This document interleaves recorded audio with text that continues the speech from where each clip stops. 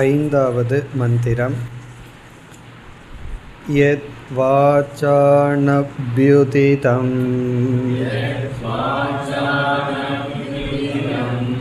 யேன வாகப்யுத்யதே ததேவ ப்ரஹ்மத்வம் வித்தி.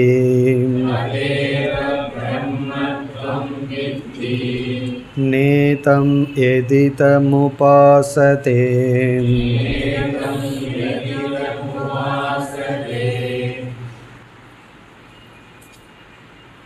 இந்த ஐந்தாவது மந்திரத்திலிருந்து இந்த கண்டம் முடியும் வரை 3 முக்கிய கருத்துக்கள் என்பதையும் அக்கருத்தினுடைய விளக்கத்தையும் நாம் பார்த்து முடித்தோம்.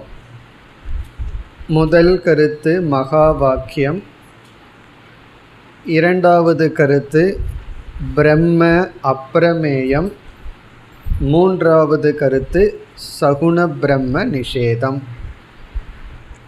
மகா வாக்கியம் இங்கு எப்படி வந்தது என்றால், எது வாச்சா ந அப்யுதிதம், எந்த ஒரு ஷரீரத்திற்குள் இருந்து உடலை விளக்கிக் கொண்டிருக்கின்ற சைத்தன்ய தத்துவத்தை வாக்கினால் விளக்க முடியாதோ, ஏன வாக் அப்யுத்யதே, எந்த சைத்தன்யத்தினால் வாக்கானது விளக்கப்படுகின்றதோ, ததேவ பிரம்மத்வம் வித்தி, அதையே பிரம்மனாக அறிவாயாக என்றால், அந்த சைத்தன்யமே இந்த உலகத்துக்கு ஆதாரமாக இருக்கின்றது. இந்த ஒரு உடலை பிரகாசிக்கும் ஆத்ம சைத்தன்யமே இந்த உலகத்தை பிரகாசிக்கின்றது. இது மகா வாக்கியம், ஜீவ பிரம்ம ஐக்கியம். பிறகு வாக்கானது பிரம்மத்தை விளக்காது, ஆனால் பிரம்மத்தினால் அல்லது ஆத்மாவினால் வாக் விளங்குகின்றது என்ற பகுதியிலேயே இந்த பிரம்மன் எந்த பிரமாணங்களினாலும் அளக்க முடியாது. பிரத்யக்ஷம், அனுமானம் போன்ற பிரமாணங்கள், பிறகு சப்தத்தினால் நேரடியாக விளக்க முடியாது. இது இரண்டாவது கருத்து. பிறகு இறுதி கருத்து நேதம் எதிதமுபாசதே, அதையும் சென்ற வகுப்பில் பார்த்தோம். சகுண பிரம்ம நிர்குண பிரம்ம என்று பரபிரம்மத்தை இரண்டாக நாம் பிரிக்கின்றோம். அந்த சகுண பிரம்மத்தை பலவாக நாம் பார்க்கலாம். ஒன்று ஈஸ்வரன், இந்த உலகத்திற்கு காரணமாக இருக்கின்ற தத்துவம். பிறகு அதே ஈஸ்வரன் நாம் சிறு வயதில் இஷ்ட தேவதையாக அறிந்துள்ளோம். ஒரு குழந்தைக்கு ஈஸ்வர தத்துவத்தை கூறினால் விளங்காது. அந்த குழந்தை என்பது மனப்பக்குவமற்றவர்களுக்கு ஈஸ்வர தத்துவம் விளங்காது.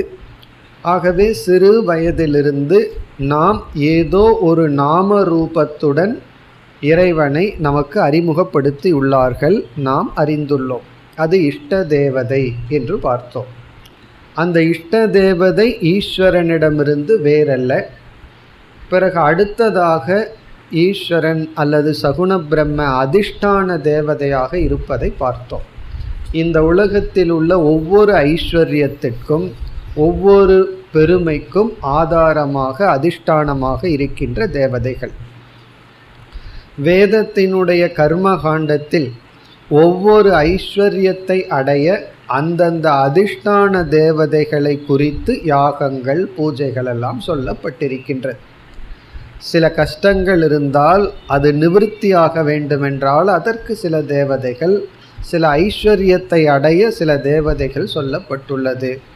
இவைகளெல்லாம் நமக்கு ஆரம்பத்தில் மிக மிக முக்கியம்.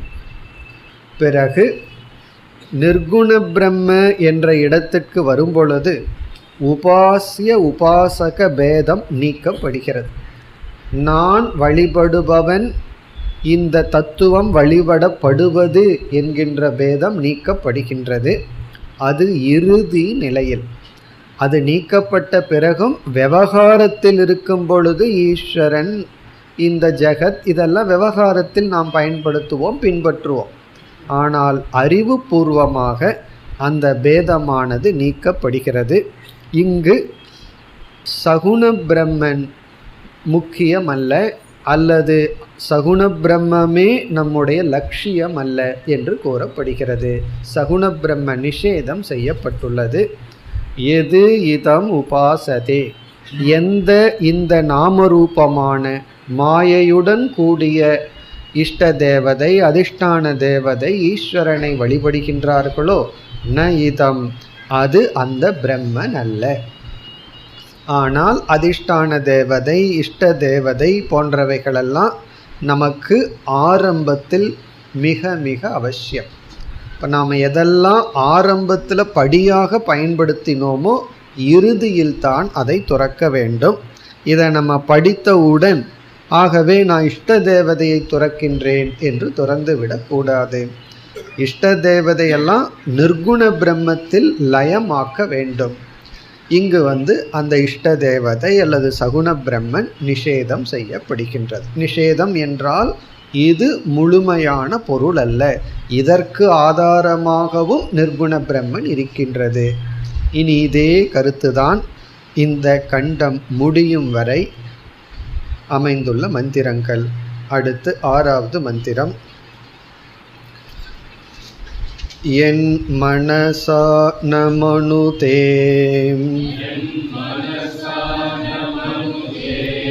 ஏ நாகுர் மனோமதம் ததேவ பிரம்மத்வம் வித்தி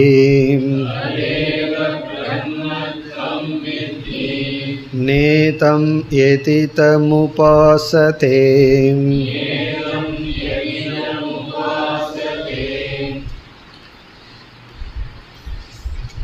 இனி வருகின்ற அனைத்து மந்திரங்களிலும் 2வது வரி நாம் ஏற்கனவே பார்த்தது அப்படியே திரும்ப வருகின்றது. முதல் வரியிலும் புதிய கருத்து இல்லை. சென்ற மந்திரத்தில் வாக் சொல்லப்பட்டது. இனி ஒவ்வொரு மந்திரங்களிலும் ஒவ்வொரு இந்திரியங்கள் சொல்லப்படும். இந்த மந்திரத்தில் அந்தக்கரணமான மனம் எடுத்துக்கொள்ளப்படுகின்றது. எது மனசா ந மனுதே, எந்த பிரம்மத்தை மனதினால் கிரகிக்க முடியாதோ. மனசா ந மனுதேனா, மனதினால எத்தனையோ விஷயங்களை நாம் கிரகித்து கொள்கின்றோம். ஆனால் பிரம்மத்தை மனதில் ஒரு பொருளாக கிரகிக்க முடியாது. ஆனால் ஏன மனக மதம் ஆகுகு, எந்த பிரம்மத்தினால் மனமானது அறியப்படுகின்றதோ. மனக மதம் என்றால் மனமானது அறியப்படுவதாக ஆகுகு ஞானிகள் ரிஷிகள் கூறுகின்றார்களோ. இப்போ எந்த பிரம்மத்தை மனமானது கிரகிக்காதோ, எந்த பிரம்மத்தினால் மனம் கிரகிக்கப்படுகிறது, மனம் அறியப்படுகின்றது என்று ரிஷிகள் கூறுகின்றார்களோ ததேவ பிரம்ம த்வம் வித்தி, அதையே பிரம்மனாக நீ அறிவாயாக. நேதம் எதிதம் உபாசதே, எதெல்லாம் இங்கு உபாசிக்கப்படுகின்றதோ அது பிரம்மன் அல்ல. இப்போ இங்கே மனம் என்ற சொல்லிலிருந்து அனுமானம் போன்ற பிரமாணங்கள் நீக்கப்படுகின்றது. பிரமாணம் பல விதங்கள். பிரத்யக்ஷ பிரமாணம்னா நேரில் பார்த்து அறிகின்ற அறிவு. அனுமானம் என்றால் அனுபவத்தின் அடிப்படையில் பிரதானமாக மனதை துணை கொண்டு நாம் விசாரித்து யுக்தியினால் அறியப்படுகின்ற ஞானம். இங்கே மனதினால் கிரகிக்க முடியாதுன்னா எந்த விதமான தர்க்கத்தினாலும் அந்த பிரம்மத்தை நாம் கிரகித்து கொள்ள முடியாது. தர்க்கத்துக்கு அப்பாற்பட்டதாக இருக்கின்றது, யூகித்தும் புரிந்து கொள்ள முடியாது. சிலதெல்லாம் நம்ம நேரில் பார்க்காவிட்டாலும் நம்முடைய யூகத்தில் பலவிதமான ஞானத்தை அடைகின்றோம். நம்ம ரோடை கிராஸ் பண்ணும் பொழுதே சப்தம் கேட்குறோம். கேட்ட உடனே இது ஆட்டோ ரிக்ஷா சப்தமா பஸ் சப்தமா அப்படின்னு பார்க்காமலே தெரிந்து கொண்டு அதற்கு தகுந்த மாதிரி நடந்து கொள்கின்றோம். இதெல்லாம் என்ன என்றால் மனதினால் கிரகித்து கொள்வது. இந்த சப்தமும் அந்த வாகனத்தையும் சேர்ந்து கேட்டு மனதில் உள்ள பதிவுனால வாகனத்தை பார்க்காமலேயே சப்தத்திலிருந்து இதுதான் அப்படிங்கிற அறிவு வருகின்றது. இதெல்லாம் யூகம், அனுமானம்னு சொல்கின்றோம். இவ்விதம் அனுமானம் அல்லது சில உணர்வுகள், இப்போ விருப்பு வெறுப்பு போன்ற உணர்வுகளை எல்லாம் நம்ம மனதில் உணர்ந்து கொள்கின்றோம். அதெல்லாம் வாயில் சொல்ல முடியாது. ஒருவருடைய பேச்சிலிருந்து நம்ம விபரீதமான உணர்வை அடையலாம். அவர் பேசுகிறதுலேருந்து நம்ம ஏமாற்றுவதற்கு சிரிக்கிறார் அப்படின்னு ஒரு முடிவுக்கு வர்றோம். அவர் கோபமாக பேசுகிறதுலேருந்து அவர் உண்மையில் கோபிக்கவில்லை அப்படின்னு முடிவு செய்கின்றோம். இதெல்லாம் என்னன்னா மனம் உணரக்கூடிய வெளி தோற்று ஒன்றாக இருந்தாலும் மனதில் சில உணர்வுகள், அனுமானம், இப்படியெல்லாம் அந்த பிரம்மத்தை கண்டுகொள்ள முடியாது. பிறகு எதனால் இந்த மனமானது அறியப்படுகின்றதோ, இல்லை மனது இனியொரு மனதினால் அறியப்படுதுன்னு சொன்னால் பிறகு அந்த மனதை எது அறியுதுன்னு கேட்போம். இனியொரு மனது அப்படின்னா அதற்கு ஒரு முடிவே இல்லை. ஆகவே இந்த மனதை கொண்டு உலகத்தை அறிகின்றோம். இந்த மனம் சாட்சி சைத்தன்யமான நமக்குள் இருக்கின்ற ஆத்மா விளக்குகின்றது. அந்த சாட்சி சைத்தன்யமே பிரம்மன். அதை தவிர மனதில் பார்க்கின்ற காட்சி, இஷ்ட தேவதா தர்ஷனங்கள் இதெல்லாம் முழுமையான உண்மை பொருள் அல்ல. இனி அடுத்த மந்திரத்தில் வேறு இந்திரியம் எடுத்துக்கொள்ளப்படுகின்றது. 7வது மந்திரம். யஸ் சக்ஷுஷா ந பஷ்யதி ஏன சக்ஷுகும்ஷி பஷ்யதி ததேவ பிரம்மத்வம் வித்தி நேதம் இதி தமுபாசதே.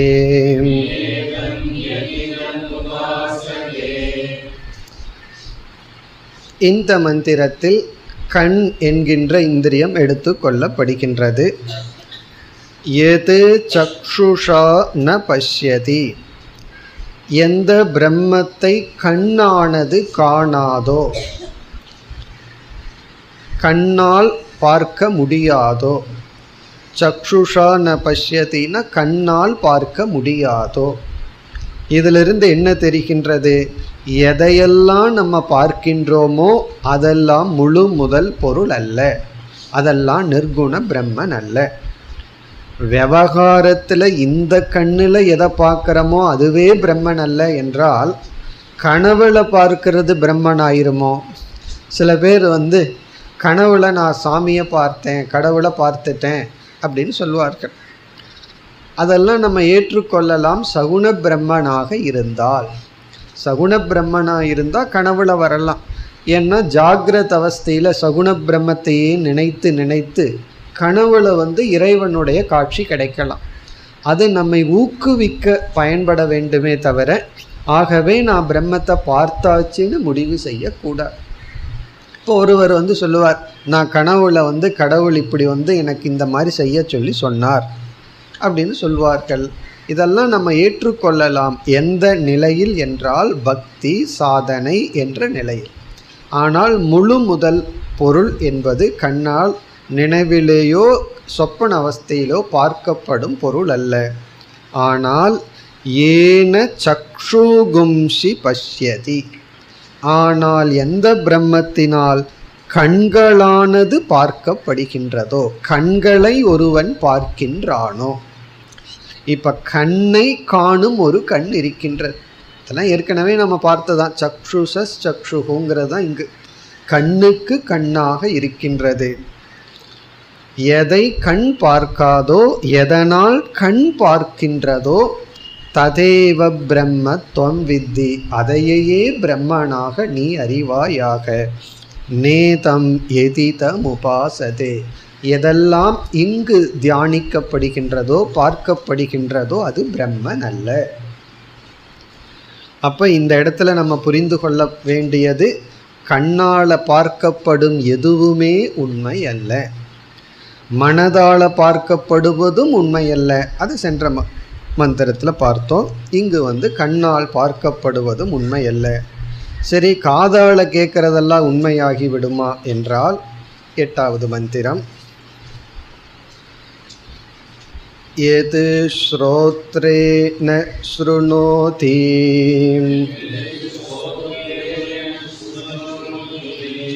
ஏன ஸ்ரோத்ரமிதகம் ஸ்ருதம்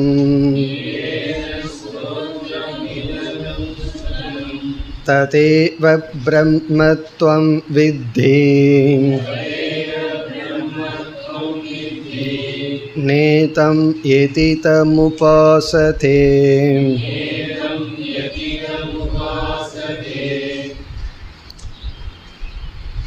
யத் ஸ்ரோத்ரேன ந ஸ்ருணோதி, எதை காதானது விளக்காதோ, எதை செவியினால் ஒருவன் கேட்பதில்லையோ,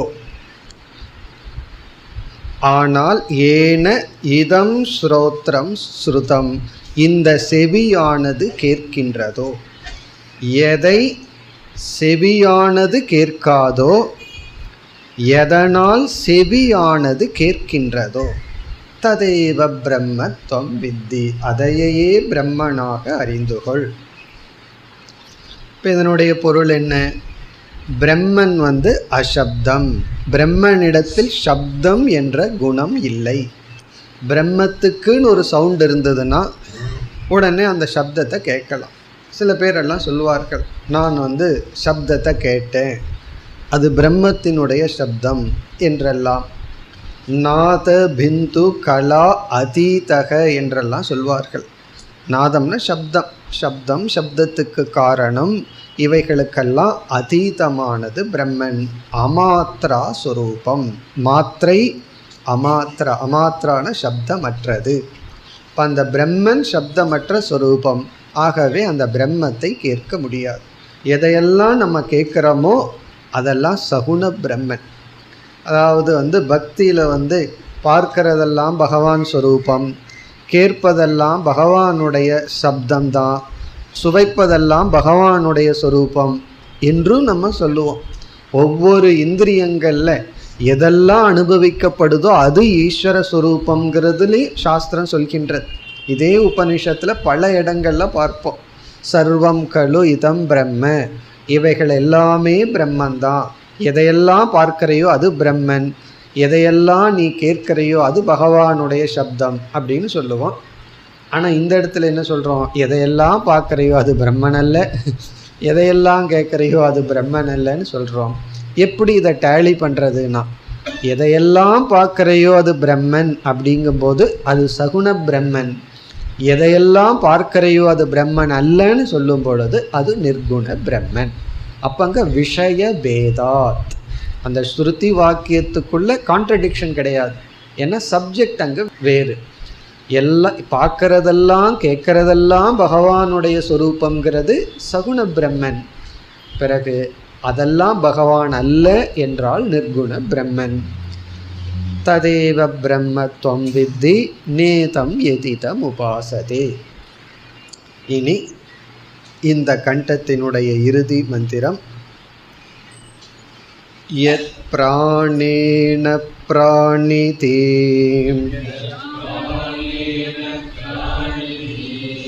ஏன பிராண பிரணீயதே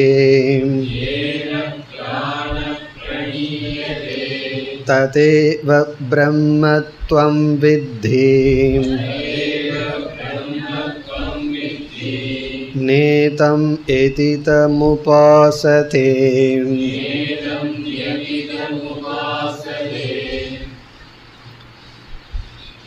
இங்கு நுகர்தல் என்கின்ற இந்திரியம் எடுத்துக்கொள்ளப்பட்டுள்ளது. எது பிராணேன பிராணிதி, எந்த பிரம்மத்தை நாம் நுகர முடியாதோ, நுகர்ந்து அறிந்து கொள்ள முடியாதோ, பிரம்மத்துக்கு வாசனை இல்லை, ஏன பிராணக பிரணீயதே. இங்கு பிராணக என்ற சொல்லுக்கு கிராணக என்று பொருள். கிராணேந்திரியம், நுகர்கின்ற இந்திரியம். நுகர்கின்ற இந்திரியம். நம்ம மூக்கில் ரெண்டு வேலை பண்ணுறோம். ஒன்று வாசனையை நம்ம அறிந்து கொள்கின்றோம், இனி ஒன்று மூச்சு விடுகின்றோம். உயிர் வாழ அடிப்படையான காற்று சென்று கொண்டு வருகிறது, அது ஒன்று. அதே சமயத்தில் இனியொரு வேலையும் பண்ணுறோம், வாசனையை உணர்கின்றோம். இங்கு வாசனை என்பது பொருள். முக்கிய பிராணனை எடுத்துக்கொண்டாலும் சரிதான். ஆனால் இங்கு எல்லா இந்திரியங்கள் வரிசையாக கூறுவதனால் வாசனை எடுத்துக்கொள்ளப்பட்டுள்ளது விளக்க ஆசிரியர்களினால். நம்ம பிராணனை மூச்சு காற்றை எடுத்துக்கொண்டாலும் அதே பொருள்தான். இவ்விதம் நாம் இங்கு அனைத்து இந்திரியங்களையும் எடுத்துக்கொள்ள வேண்டும்.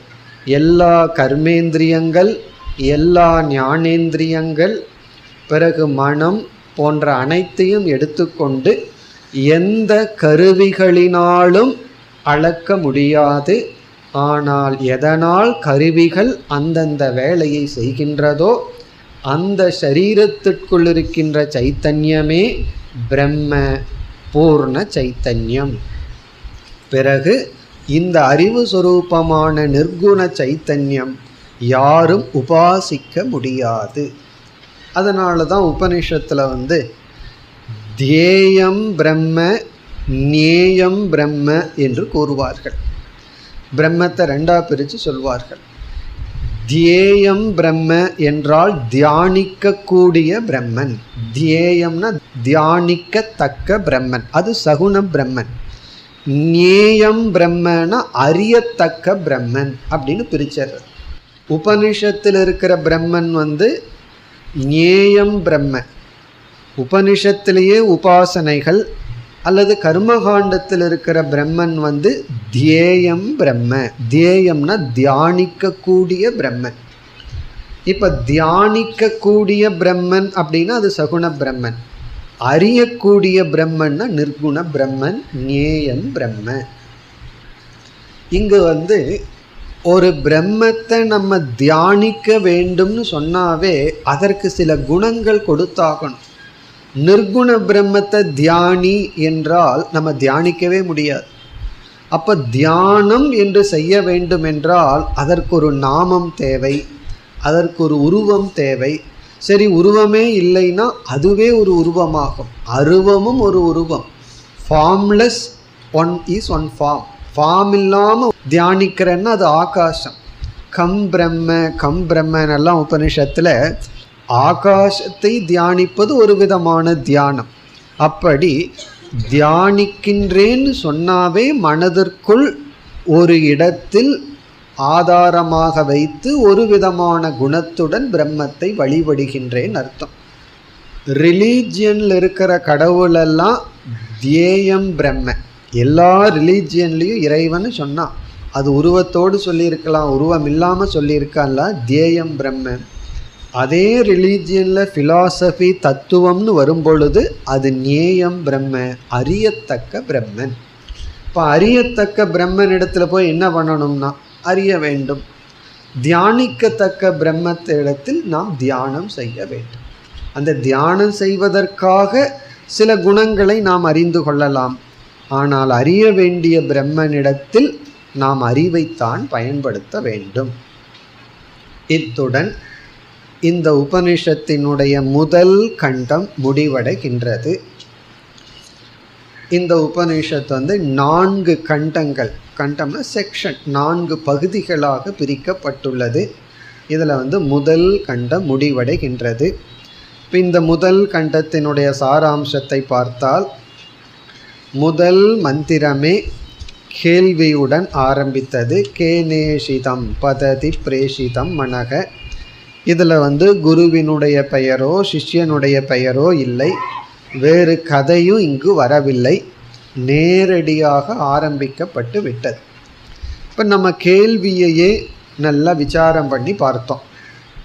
இப்படி ஒரு கேள்வி சிஷ்யன் கேட்கின்றான் என்றால் எப்படிப்பட்ட ஞானத்தை அடைந்து இந்த கேள்வி தன்னிடமிருந்து உருவாகி இருக்கும் அப்படிங்கிறத நம்ம பார்த்தோம். அப்படி பார்க்கையில் நம்ம பார்த்த கருத்து சிஷ்யன் நமக்குள் ஏதோ ஒரு சேத்தன சுரூபம் இருக்க வேண்டும், ஒரு உணர்வு சுரூபம் இருக்க வேண்டும். ஏன்னா நம்ம உணர்வு ரூபமாக அறிவு ரூபமாக செயல்பட்டு இருக்கோம். அது கண்டிப்பாக ஸ்தூல உடலாக இருக்க முடியாது. ஸ்தூல உடலுக்கு வேறாக இருக்க வேண்டும். ஏனென்றால் இந்த உடல் மரணத்திற்குட்பட்டுள்ளது. இந்த உடல் உறக்கத்தில் ஜடத்தை போல் இருக்கின்றது. காரணம், இது பஞ்சபூதத்தில் ஆனது. இந்த உலகம் ஜடமாக இருக்குது, பஞ்சபூதத்தில் ஆனது. அதனால் செய்யப்பட்ட உடலும் அப்படித்தான் அவன் நினைக்கின்றான். இரண்டாவதாக என்ன உணர்கின்றான்? நம்முடைய மனம் இந்திரியங்களும் ஜடமாகத்தான் இருக்கணும். காரணம், அவைகளெல்லாம் கருவிகள். கருவிகளும் ஜடம்தான். பேனா, ஸ்கூட்டர், கார் போன்ற கருவிகள் ஜடம். ஆனால் அதில் ஒரு மூமெண்ட் இருக்குன்னா அதற்குள்ள அறிவுபூர்வமாக யாரோ ஒருவன் இருந்து இயக்குகின்றான். இதெல்லாம் உணர்ந்து பிறகு எது அந்த தத்துவம்? இந்த உடலுக்குள் அறிவுபூர்வமாக இருந்து இவைகளெல்லாம் இயக்குகின்ற தத்துவம் எது? இதற்கு குரு என்ன பதில் சொன்னார்? இரண்டாவது மந்திரம் பதில். ஸ்ரோத்ரஸ்ய ஸ்ரோத்ரம் மனசோ மனோ எது என்ற இடத்தில் இங்கு குருவானவர் 2 படியில் உபதேசிக்க வேண்டிய சூழ்நிலை வந்தது. அதையும் நம்ம பார்த்தோம். ஒன்றை புரிந்து கொள்ளவே இல்லை என்றால் ஒரே ஸ்டெப்பில் டீச்சிங். ஒன்றை நம்ம தப்பாக புரிஞ்சிட்டோம் அப்படின்னா அந்த தவறை நீக்குவது ஒரு ஸ்டெப், புதிய அறிவை கொடுப்பது 2வது படி. இது என்ன என்று கேட்டால் நம்ம கயிறு அப்படின்னு சொல்லிடலாம். ஒருவர் பார்த்து இங்கே என்னமோ கிடக்குதே, அது என்ன அப்படிங்கிறார். ஒரே ஒரு வேர்டு தான் நமக்கு அவர்களுக்கு உபதேசிக்க தேவை, கயிறு.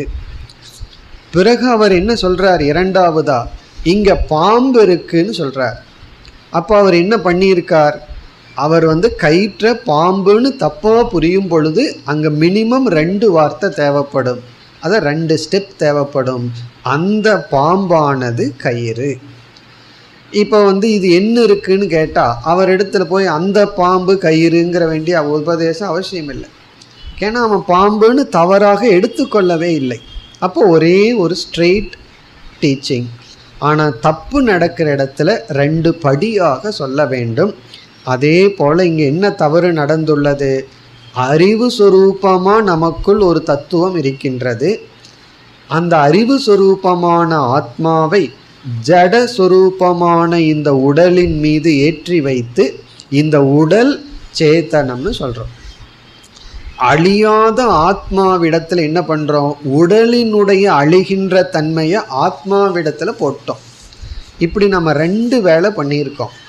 ஆத்மாவினுடைய அறிவு சொரூபம் சத்ஸ்வரூபத்தை உடலில் போட்டு, உடலினுடைய மாற்றங்கள் சம்சாரம் அழிவு இதையெல்லாம் ஆத்மாவில் போட்டு நான் அழிகின்றேன், அறிவு சொரூபமாகவும் இருக்கின்றேன்னு சொல்கிறோம்.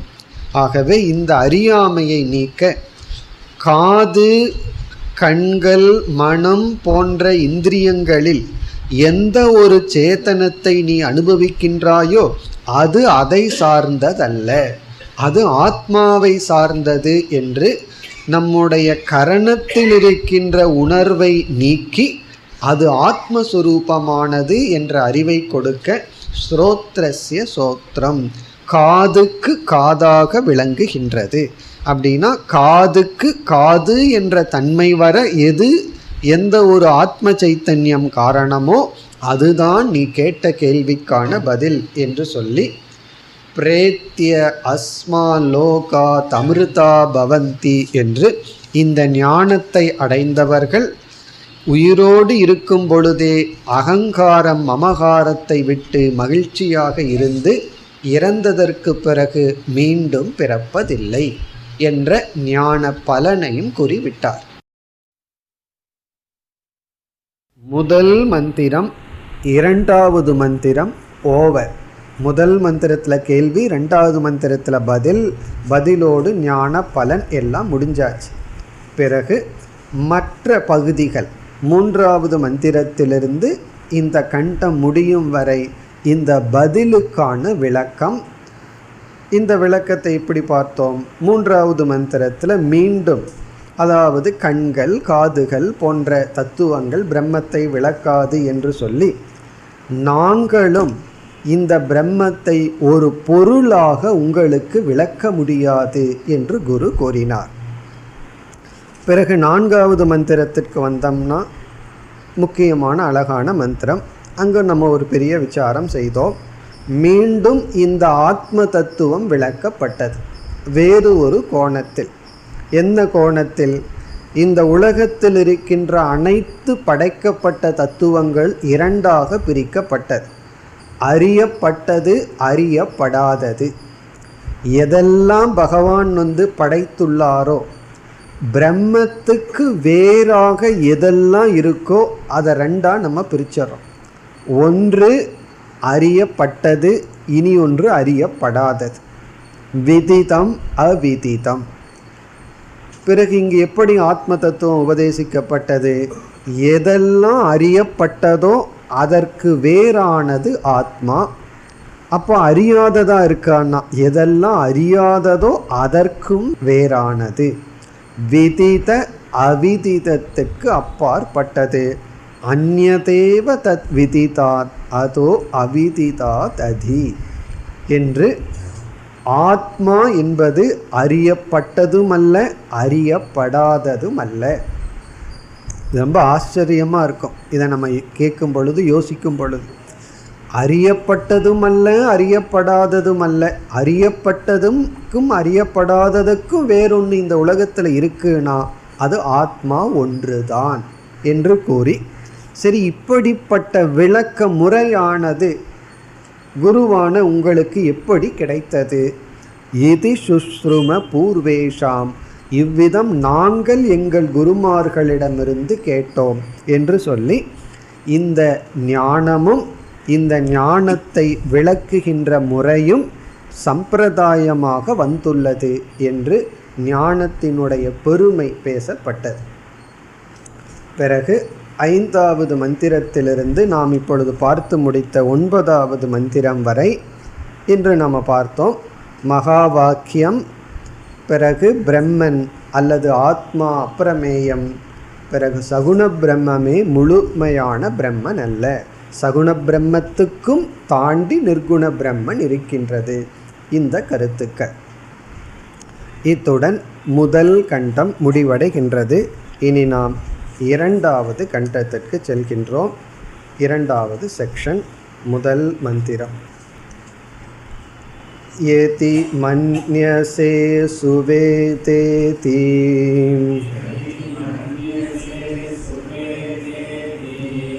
தப்ரமேவாபி நூனம் த்வம் வேத்த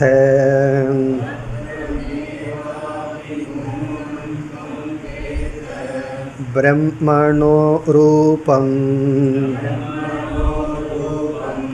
யதஸ்ய த்வம் யதஸ்ய தேவேஷோ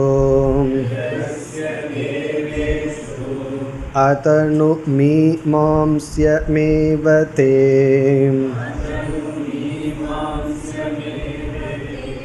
மன்யே விதிதம்.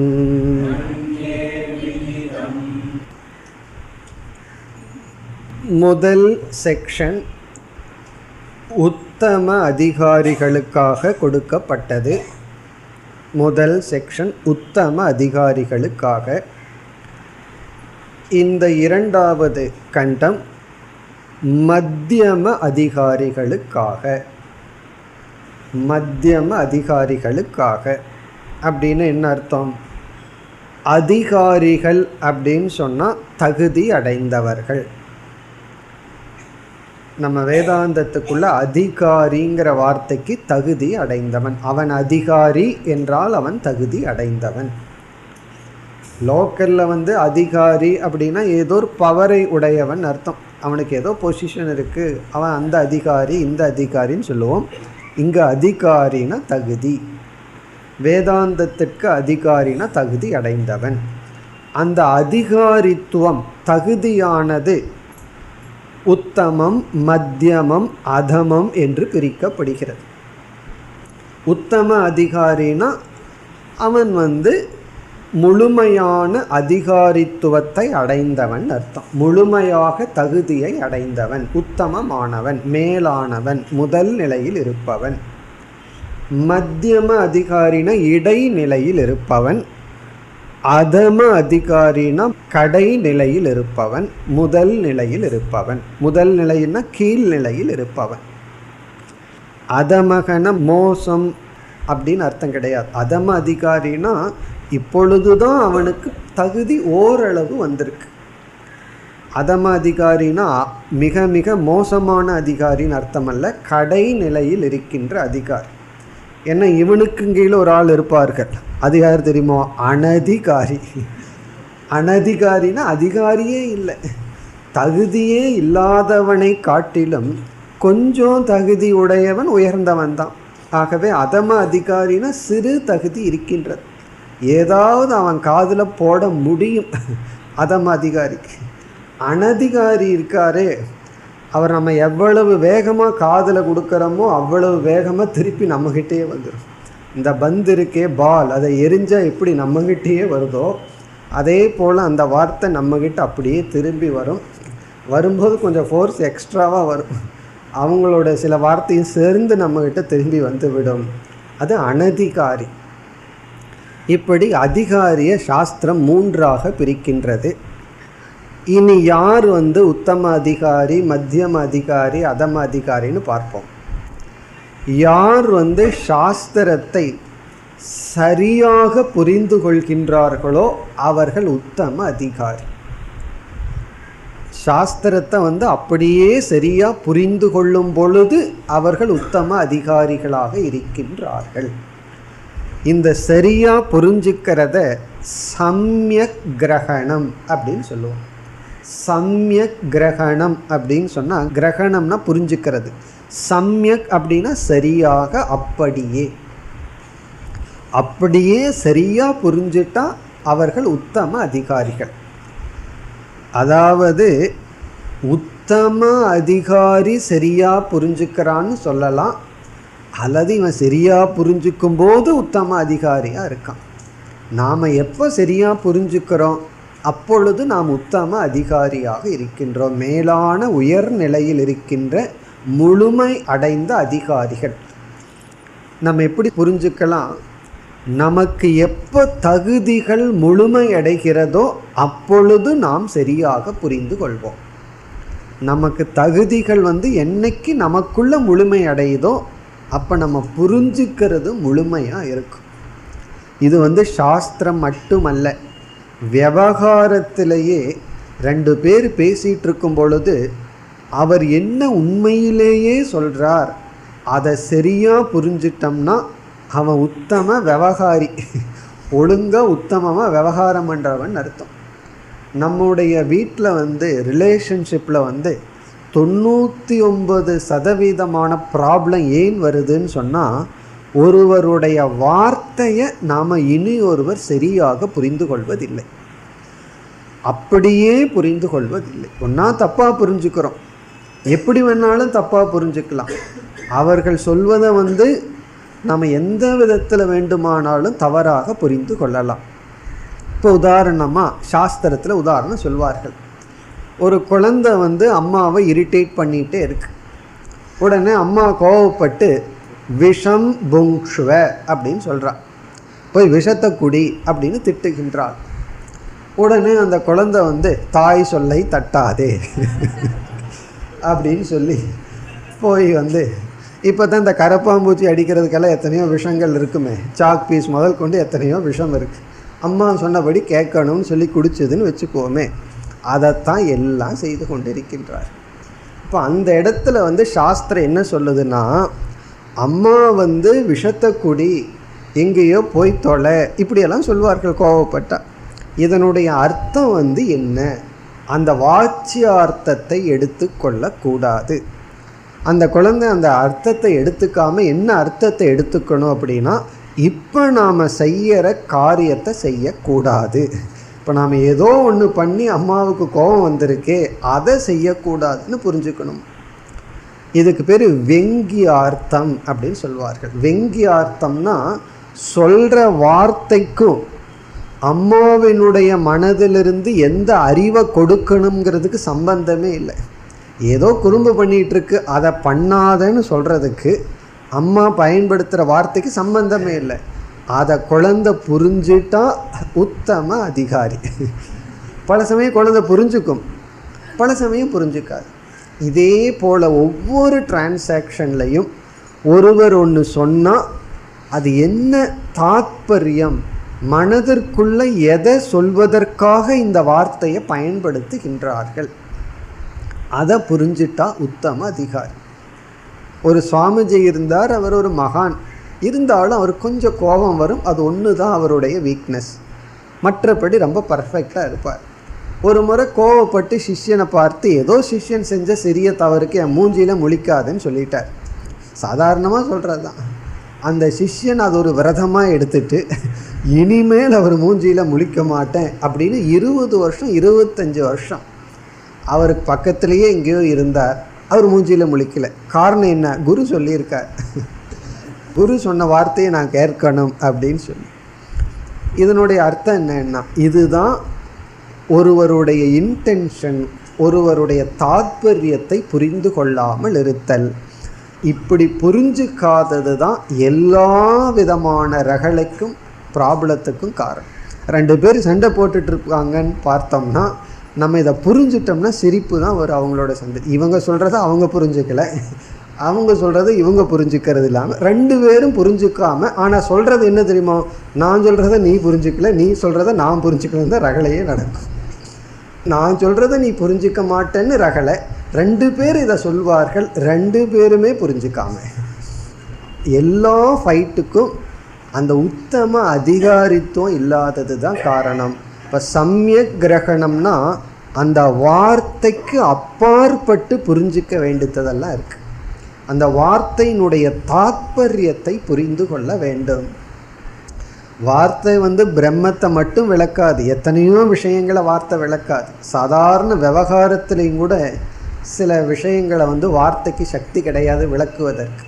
ஒருவர் நமக்கு பெரிய உதவி பண்ணியிருக்கார், அந்த உதவியினால் நமக்குள்ள ஒரு கிராட்டிடியூட் வந்திருக்கு, அதையும் கூட உண்மையிலேயே வார்த்தையினால் விளக்க முடியாது. ஒரு நன்றி உணர்வையும் கூட நம்ம வார்த்தையினால் விளக்க முடியாது. ஏதோ சொல்லலாம், தேங்க்ஸ்ன்னு சொல்லலாம், அல்லது 100 முறை தேங்க்ஸ்ன்னு எழுதி கொடுக்கலாம். ஆனாலும் அந்த நன்றி உணர்வை வார்த்தையினால் விளக்க முடியாது. ஆனால் அவர் புரிஞ்சுக்குவார், ஏதோ ஒரு லாங்குவேஜ் இருக்குது, அந்த ஒரு கிராட்டிடியூடோடு நம்ம பார்த்தாலே அது புரிந்து கொள்வார்கள். இவ்விதம் வார்த்தைக்கு அப்பாற்பட்டு புரிந்து கொள்ள வேண்டும். அதுதான் உத்தம அதிகாரியினுடைய லட்சணம். அதனால தான் வேதாந்தம் படிச்சிட்டோம் அப்படின்னா ஒவ்வொரு டிரான்சாக்ஷன்லேயும் பர்ஃபெக்டாக நம்ம புரிஞ்சுக்கலாம். காரணம் என்ன? இதே புத்தி தான் நம்ம விவகாரத்துலேயும் இருக்குது. வேதாந்தத்தில் நம்ம அப்ளை பண்ணுற புத்தி விவகாரத்தில் இப்போ யார் மீது நமக்கு ஒரு வெறுப்பு கோபம் வராது. காரணம் என்ன? நம்ம அந்த உண்மையை புரிந்து கொள்வோம். இது உத்தம அதிகாரியினுடைய லட்சணம். ஆனால் உத்தம அதிகாரிக்கு உபதேசம் வேண்டும். ஆகவே முதல் கண்டம், இப்போ முதல் கண்டம் பக்குவம் அடைந்தவர்களுக்கு உபனிஷத்து பல கோணங்களில், ஓரிரு கோணங்களில் ஆத்ம தத்துவத்தை புரிய வைக்கின்றது. இனி இரண்டாவதுக்கு வருவோம். மத்தியம அதிகாரி. மத்தியம அதிகாரினா இடைநிலையில் இருப்பவர்கள். அவர்களுடைய கிரகணம் எப்படி இருக்கும் என்றால் சம்சய கிரகணம். ஃபஸ்ட்டு சம்யக் கிரகணம், சரியாக அப்படியே புரிந்து கொள்வார்கள். இரண்டாவது நிலையில் இருப்பவர்கள் சம்சய கிரகணம். சம்சயம் என்றால் சந்தேகத்துடன், சந்தேகத்துடன் அவர்கள் புரிந்து கொள்வார்கள். இப்போ சம்சய கிரகணம்னா அவர்கள் புரிந்து கொண்டதில் சந்தேகம் இருக்கும், அல்லது அர்த்த ஞானம், ஓரளவுக்கு புரிஞ்சிருப்பார்கள், இனியொரு பகுதி வேகா இருக்கும். ஒரு ஆஸ்பெக்ட் புரிஞ்சிருக்கும், இனியொரு பகுதி புரிந்து கொள்ளாமல் இருப்பார்கள். அல்லது தான் புரிந்து கொண்ட விஷயமுமே சந்தேகத்திற்கு உட்பட்டு இருக்கும். யாராவது கொஞ்சம் சப்தமாக திருப்பி கேட்டால் இல்லைன்றுவார்கள். சரியாக தான் புரிஞ்சிருப்பாங்க, கொஞ்சம் ஒரு வாய்ஸ் அதிகப்படுத்தி கேட்டுட்டாங்கன்னா இல்லை நான் தப்புன்னு சொல்லி விடுவார்கள். அவர்களிடத்தில் தப்பே இருக்காது, சரியாக புரிந்துள்ளார்கள், சரியாக பேசி கொண்டிருப்பார்கள். சில பேர் அப்படித்தான் விவகாரத்திலேயே சரியாக சொல்லிகிட்டு இருப்பார்கள். இனியொரு ஆள் கொஞ்சம் வாய்ஸை ரைஸ் பண்ணி காமிச்சா இல்லை நான் சொன்னது தப்புன்றுவார், ஆனால் தப்பாக இருக்காது. இதெல்லாம் என்னென்னா சம்சயக, சந்தேகம். அதனால தான் ஆர்குமெண்ட்டில் வின் பண்ணணும்னா உன்னிடத்துல பாயிண்ட் கம்மியாக இருந்ததுன்னா டோனை இன்க்ரீஸ் பண்ணுன்னு சொல்லுவார்கள். டோனை இன்க்ரீஸ் பண்ணிட்டா வின் பண்ணிடலாம். அந்த ஆள் கொஞ்சம் பயந்துக்கிற ஆளாக இருக்கணும், சம்சய கிரகணமாக இருக்கணும். அதே இது சமய கிரகணத்துக்கிட்ட எல்லாம் ஒன்றும் பண்ண முடியாது, அவர் குவைட்டாக அதையே சொல்லிகிட்டு இருப்பார். சந்தேகம் இருக்கிற ஆள்கிட்ட வின் பண்ணணும் அப்படின்னா கொஞ்சம் வாய்ஸை ரைஸ் பண்ணு, உங்கள்கிட்ட ஸ்டஃப் இல்லைன்னா. அதனால் யார் வாய்ஸை ரைஸ் பண்ணுறாங்களோ அங்கே ஸ்டஃப் இல்லைன்னு அர்த்தம். அதுதான் சீக்ரெட். ஏன்னா உண்மையை சொல்லி சொல்லி பார்ப்பார்கள், முடியலைன்னா சத்தம் போடுறது. வீட்டில் அதுதானே, எப்போ சத்தம் அதிகமாகுதுன்னா அங்கே உண்மை இல்லாத பொழுது. அப்படி சம்சய கிரகணம், அந்த உபதேசத்தில் சந்தேகம் வந்து விடலாம். சந்தேகம் வரலான்னு இப்படி இருக்கலாமா அப்படி இருக்கலாமா அப்படியெல்லாம் ஒரு சந்தேகம். இதுதான் உண்மைங்கிற நிச்சயம் இல்லாத தன்மை, அது மத்தியம அதிகாரி. இனி அதம அதிகாரி இருக்காரே, கடை நிலையில் இருப்பவர்கள், அவர் வந்து விபரீத கிரகணம். விபரீத கிரகணம்னா அட்லீஸ்ட் ஏதோ கிரகணம் ஆயிருக்காங்க, ஆனால் என்ன கொஞ்சம் தப்பாக போயிருக்கு, அவ்வளோதான். அனதிகாரி இருக்கானே அதற்கும் கீழே, அது அக்கிரகணம். அங்கே ஒன்றுமே போகலை, ஜீரோ. அங்கே க்ளீனாக இருக்குது. அங்கே மெமரி ஸ்டிக்கில் வந்து அங்கே ஒன்றும் கிடையாது, வெறும் ஜீரோ அங்கே உள்ள இருக்குது. இங்கே வந்து ஏதோ போயிருக்கு, அங்கங்கே கொஞ்சம் தப்பாக புரிஞ்சுக்கிற விஷயம் இருக்குது. அதனால் நம்மளுடைய லைஃப் பார்த்தோம் அப்படின்னா ஒன்றுமே புரிஞ்சிக்காத நிலையிலிருந்து கொஞ்சம் தப்பாக புரிஞ்சுக்கிறது தான் ஃபஸ்ட்டு ஸ்டேஜ். அதாவது நத்திங் இஸ் பெட்டர் தேன் நான்சென்ஸ்ன்னு சொல்லுவார்கள். Something is better than nothing அப்படின்னு ஒரு ப்ராவர்ப் இருக்குது, ரெண்டு இருக்குது. அப்படி பார்க்கலைங்க நம்ம எதை அப்ளை பண்ணணும்னா something is better than nothing.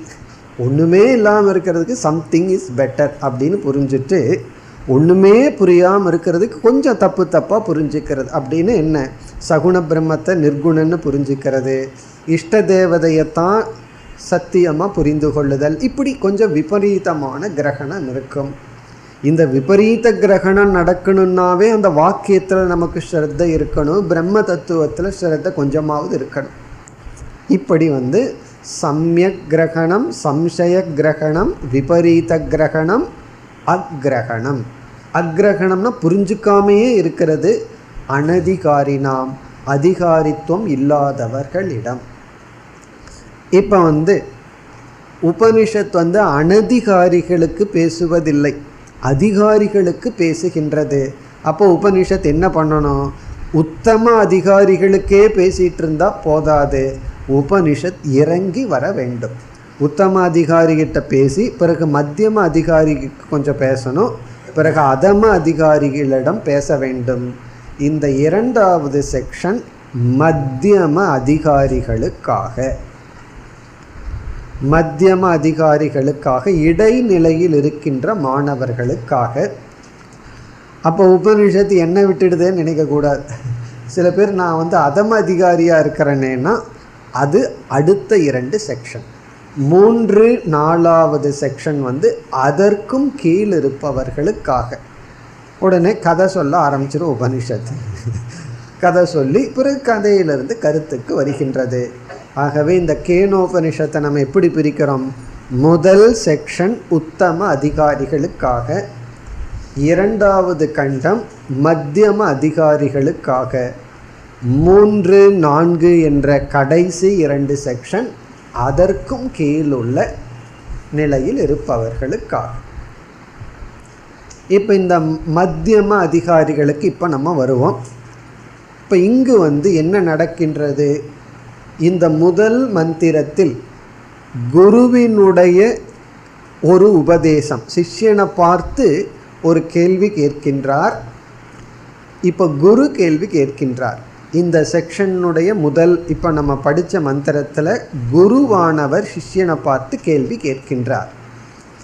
கேள்வினா நீ பதில் சொல்லுங்கிற விதத்தில் கேள்வி அல்ல, கேள்வி மாதிரி ஒன்று சிஷ்யனிடம் கேட்கின்றார். சிஷ்யனானவன் அதற்கு பதில் சொல்கின்றார். இதுதான் முதல் மந்திரம். இங்கே குருவினுடைய கேள்வி என்ன, சிஷ்யனுடைய பதில் என்ன என்றால், குருவானவர் இங்கு சிஷ்யனை பரீட்சை செய்கின்றார். இங்கே ஒரு பரீட்சை நடக்கின்றது. பரீட்சைனா எக்ஸாம். இந்த எக்ஸாமில் பதிலை சொல்லி கேள்வி கேட்குறார் குரு. அதாவது பொதுவாக எக்ஸாமில் கேள்வி கேட்பாங்க, சிஷ்யன் பதில் சொல்லணும். இங்கே ஒரு எக்ஸாம் பரீட்சை ரொம்ப பெக்கூலியராக இருக்குது. இந்த மாதிரி நீ புரிந்திருந்தால் அப்படின்னு சொல்லி, சப்போஸ் நீ என்னுடைய உபதேசத்தை இந்த மாதிரி புரிந்திருந்தால் உன்னுடைய அந்த அறிவானது விசாரத்திற்கு உட்பட்டது அப்படின்னு குருவானவர் இங்கு சொல்கின்றார். இப்போ குரு எப்படி பேசுகின்றார்னா, ஒரு கால் நீ இவ்விதம் புரிந்திருந்தால், அதாவது தப்பாக எப்படி புரிஞ்சிக்க முடியுமோ அந்த தவறான அறிவை காட்டி இந்த மாதிரி நீ புரிந்திருந்தால், ஏன்னா இப்படி தவறாக சந்தேகத்துடன் புரிந்து கொள்ள வாய்ப்புண்டுன்னு சொல்லி, இவ்விதம் நீ புரிந்திருந்தால் உன்னுடைய அந்த புரிந்து கொண்ட அறிவானது மீண்டும் விசாரத்திற்கு உட்பட்டது அப்படின்னு குருவானவர் சொல்கின்றார். ஆனால் இங்கு நமக்கு இருக்கின்ற சிஷ்யன் உத்தம அதிகாரியாக இருக்கின்றான். ஆகவே அவன் என்ன சொல்கின்றான், நான் தெளிவாக சரியாக புரிந்துள்ளேன் என்று சொல்லி தான் புரிந்ததை தன்னுடைய வார்த்தையில் குருவுக்கு திரும்ப சொல்கின்றான். குரு சொன்னதை அப்படியே சொன்னோம்னு வச்சுக்குவோமே, குரு நினைக்கலாம் இந்த ஒரு விதமான காப்பி அடிக்கிறதுன்னு சொல்லுவாங்களே, அந்த மாதிரி சிஷ்யன் என்ன பண்ணிட்டான், அப்படியே மனப்பாடம் பண்ணி ஒப்பிச்சிட்டான். சில பேர் கணக்கையே மனப்பாடம் பண்ணி எழுதுவார்கள், அங்கே ஒரு நம்பர் மாதிரி இருந்தால் போச்சு. அப்படி இல்லாமல் சிஷ்யன் என்ன செய்யணும், குரு சொன்னதை கேட்டுட்டு தன்னுடைய மொழியில் ப்ரெசன்ட் பண்ணணும். அதை இங்கு சிஷ்யன் செய்கின்றார். அப்போ இங்கே முதல் மந்திரத்தில் குரு கேள்வி கேட்குறார், பதில் சொல்லி அந்த பதிலை அடுத்த மந்திரத்தில் சிஷ்யன் விளக்குகின்றான். இப்படி முதல் 2 மந்திரம் குரு சிஷ்யனுடைய உரையாடல். இங்கு குரு என்ன செய்கின்றார், சிஷ்யனுடைய அறிவை சோதிக்கின்றார். கர்மகாண்டத்தில் பகவான் நம்முடைய ஸ்ரத்தையை சோதிப்பார். ஒவ்வொரு நாயன்மார்கள் ஆழ்வார்களுடைய வாழ்க்கையில் பார்த்தோம்னா சோதனை தான் இருக்கும். பகவான்கிட்ட போனால் முதல்ல கிடைக்கிறது என்ன தெரியுமோ, சோதனை தான். சோதிச்சு பார்த்துருவார், இது சரியா சரியில்லையா அப்படின்னு சொல்லி. ஒரு தங்கத்தை கொண்டு போய் கொடுத்தோம் அப்படின்னா, ஒரு தங்க செயினை கொடுத்து ஒரு 20,000 ரூபா கடன் கொடுங்கன்னா முதல்ல என்ன பண்ணுவான், நம்மைய சோதிக்க மாட்டான், அந்த தங்கத்தை சோதிப்பான். இவர் கொடுத்தது தங்கந்தானா, ஒர்த்தா, 20,000 ரூபா கொடுக்கறதுக்கு இந்த ஆப்ஜெக்ட் ஒர்த்தா.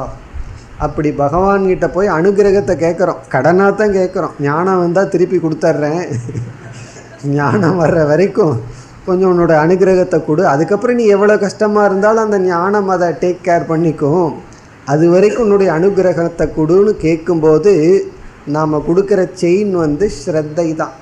அதை பகவான் சோதித்து பார்ப்பார், அது ஒழுக்கமான ஸ்ரத்தையாக இருக்கான்னு சொல்லி. அது கர்மகாண்டத்தில் நடக்கிற விவகாரம். இங்கு நடக்கிற விவகாரம் அறிவில் சோதனை. சரியாக சிஷ்யன் புரிந்து கொண்டானா என்று இங்கு குருவானவர் அறிவை சோதிக்கின்றார். அது மட்டுமல்ல, சோதனையில் இனி ஒன்று இருக்கு, உறுதியை சோதித்தல். அறிவை சோதித்தல் ஒன்று, உறுதியை சோதித்தல் ஒன்று. சரியாகவே புரிஞ்சிருந்தாலும் உறுதியாக புரிஞ்சிருக்கானான்னு அதையும் சோதிக்கணும். அப்போ குரு வேணும்னே தப்பாக சொல்லணும், இப்படி தானே புரிஞ்சிருக்க அப்படின்னு. சிஷ்யன் கிடையாது அப்படின்னு சொல்லணும். அப்போது குருவானவர் அறிவையும் சோதிக்கணும், உறுதியையும் சோதிக்க வேண்டும். அந்த இரண்டையும் செய்கின்றார். ஆனால் சிஷ்யன் வெற்றி அடைகின்றான். அவன் தன்னுடைய அறிவையும் தெளிவாக சொல்கின்றான், தன்னுடைய உறுதியையும் மிக அழகாக கூறுகின்றார். ஏன்னா அறிவிருந்து உறுதி இல்லை அப்படின்னா அவன் மத்தியமானவன். ஆகவே இதை நம்ம கேட்கும் பொழுது மத்தியம அதிகாரிகளுக்கு உறுதியாகும். இது உத்தம அதிகாரிகளுக்குள்ள நடக்கிற விவகாரம்தான். ஒரு குருவுக்கும் உத்தம அதிகாரிக்குள்ள நடக்கிற டயலாகா இருந்தாலும் இங்க எப்படிப்பட்ட தவறாக புரிந்து கொள்ள வாய்ப்பு இருக்குங்கிறத குருவானவர் யூகனம் செய்து, இந்த மாதிரி நீ புரிந்து இருந்தால் உன்னுடைய அறிவு மீண்டும் விசாரத்திற்கு உட்பட்டது அப்படின்னு சொல்கின்றார். பிறகு சிஷ்யன் நான் இந்த மாதிரி சரியாகத்தான் புரிந்துள்ளேன்னு சொல்கின்றார். இப்போ நம்முடைய கேள்வி, எப்படி இவர் சோதிக்கின்றார்? என்ன தவறு சிஷ்யனிடம் இருக்கலாம்னு குரு யூகனம் செய்து அந்த தவறை இவர் போதிக்கின்றார்ங்கிறது நம்முடைய அடுத்த விசாரம். அதை நாம் அடுத்த வகுப்பில் பார்ப்போம்.